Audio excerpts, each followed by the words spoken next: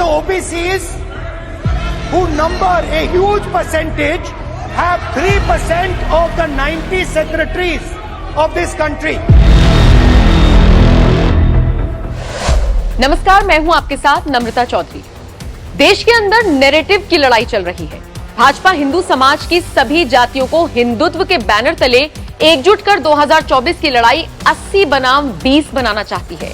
तो वहीं दूसरी ओर इंडिया गठबंधन है, वही डॉट वाला, जिसे पता है कि अगर देश के 82% हिंदू सिर्फ हिंदुत्व या राष्ट्रवाद के नाम पर वोट देंगे तब उनकी लुटिया डूब जाएगी। भाजपा के हिंदुत्व की काट के लिए विपक्षी गठबंधन का ब्रह्मास्त्र है जातिवाद। राहुल गांधी का बार बार कास्ट सेंसस की मांग करना, महिला आरक्षण की बहस में जानबूझकर ओबीसी कैटेगरी की संख्या का जिक्र करना, तो ये सब कोई अकारण नहीं है, बल्कि 2024 के लिए सोची समझी रणनीति है।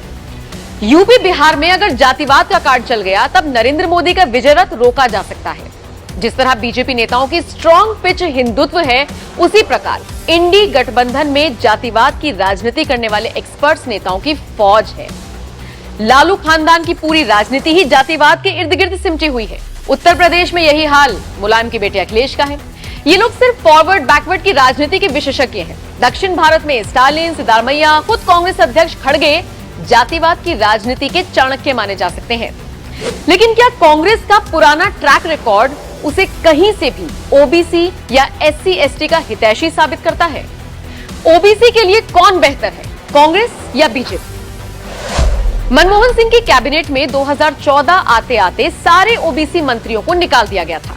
वीरप्पा मोइली एकमात्र ओबीसी कैबिनेट मंत्री रह गए थे। लालू यादव के खिलाफ चारा घोटाले में कोर्ट का पहला फैसला मनमोहन सिंह सरकार में आया। जो वाजपेयी नहीं कर पाए वो कांग्रेस ने अपने समय में किया। लालू यादव कभी चुनाव न लड़ सके, इसका बंदोबस्त राहुल गांधी ने किया। कैबिनेट में पारित बिल को संसद में आने नहीं दिया। प्रेस कॉन्फ्रेंस में पूरी मीडिया के सामने बिल की प्रति फाड़ दी। वो बिल पास होता तो आज लालू संसद में होता। कांग्रेस के राज में ही मुलायम सिंह यादव पर आय से अधिक संपत्ति का मुकदमा चला। डीएमके नेताओं को जेल कांग्रेस ने भेजा, जबकि वो सहयोगी पार्टी थी। ओबीसी आरक्षण देने वाले अर्जुन सिंह को कैबिनेट से बाहर निकाला गया, उनका टिकट काट दिया गया। उनके पद पर आरक्षण विरोधी कपिल सिब्बल को लाया गया। 2011 की जनगणना से जाति का कॉलम प्रणब मुखर्जी और चिदंबरम ने आखिरी वक्त में हटवा दिया। दरअसल आजादी के बाद कांग्रेस ने अपने सवर्ण, दलित और मुसलमान समीकरण की खातिर ओबीसी समाज को हमेशा निशाने पर रखा, प्रताड़ित किया। ओबीसी बहुत मजबूरी में यूपीए से दूर गया था। आज भी जिस राज्य में कांग्रेस की सरकारें हैं ना, वहां जरा देखिए, अभी कांग्रेस की राज्य सरकारें ओबीसी को ऐसा कुछ ऑफर नहीं कर रही कि वो कांग्रेस में लौटे। अब आते हैं इस सवाल पर कि भाजपा ने ओबीसी के लिए क्या किया। नरेंद्र मोदी की सरकार में ओबीसी आयोग को संवैधानिक दर्जा, सुनवाई की ताकत, नीट ऑल इंडिया कोटा में ओबीसी आरक्षण, यूपीए शासन तक ये नहीं था। नवोदय और सैनिक स्कूलों में पहली बार ओबीसी छात्रों को आरक्षण। केंद्रीय मंत्रिपरिषद में पहली बार 35% ओबीसी मंत्री। आरजीएनएफ में पहली बार ओबीसी शोध छात्रों को फेलोशिप, एसोसिएट और प्रोफेसर पदों पर पहली बार ओबीसी आरक्षण लागू करना।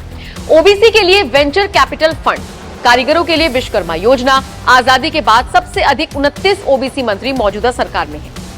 आजादी के बाद सबसे अधिक आदिवासी मंत्री मोदी सरकार में हैं और आजादी के बाद सबसे अधिक दलित मंत्री भी इसी सरकार में हैं, पूरे 11।